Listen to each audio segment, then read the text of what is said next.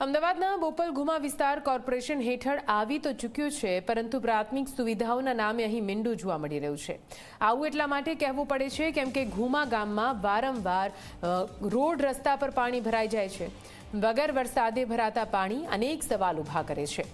ગુમા ગામના ઋષિકેશ પાર્ક સોસાયટીની પાછળ કળશ વિહાર ફ્લેટની સામે જ્યાં રસ્તાઓ બેટમાં ફેરવાયેલા છે, આ પાણી ગટરના છે, જેના લીધે સ્થાનિકોને ભારે હાલાકીનો સામનો કરવો પડી રહ્યો છે।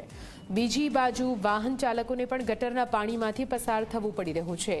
આ ગટરના પાણીથી રોગચાળો ફાટી નીકળશે તો જવાબદાર કોણ, તેવા સ્થાનિકો પ્રશ્ન ઉઠાવી રહ્યા છે। ત્યારે જલ્દીથી સમસ્યાનો નિવેડો આવે તેવી લોક માંગ છે।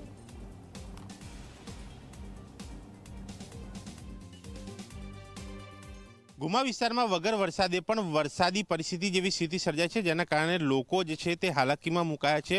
આ એટલા માટે કહેવું પડી રહ્યું છે કારણ કે આ દ્રશ્યો જોઈ શકાય છે, જે બોપલ ગુમા રોડથી જે ઋષિકેશ સોસાયટીથી આ જે ગુમા ગામમાં જતો રસ્તો છે ત્યાંના દ્રશ્યો છે કે જ્યાં હાલમાં વગર વરસાદે અહીંયા પાણી ભરાયેલા છે, તે પણ ગટરના પાણી જે સતત અહીંયા બેક મારી રહ્યા છે, જેના નિકાલની કોઈ વ્યવસ્થા નથી। અને ન માત્ર આ એક રસ્તો, પરંતુ સામે આ સોસાયટી જોઈ શકાય છે, જે ઋષિકેશ સોસાયટીની અંદરનો જે પાછળનો ભાગ છે, જે દિવાલથી પેલી તરફ જ્યાં વાહનો પાર્ક કરેલા દેખાય છે ત્યાં પણ આ પાણી ભરાયેલા છે।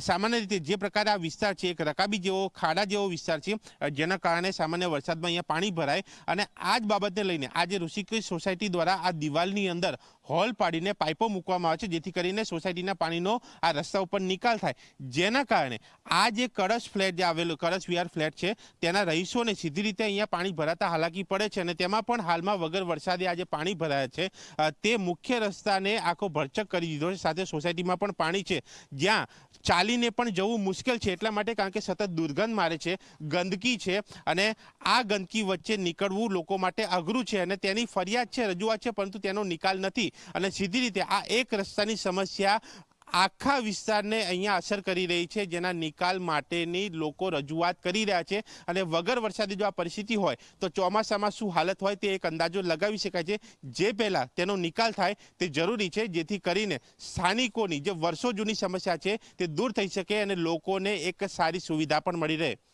કેમેરામેન ઉમેશ પરમાર સાથે દર્શલ રાવલ, ઝી મીડિયા, અમદાવાદ।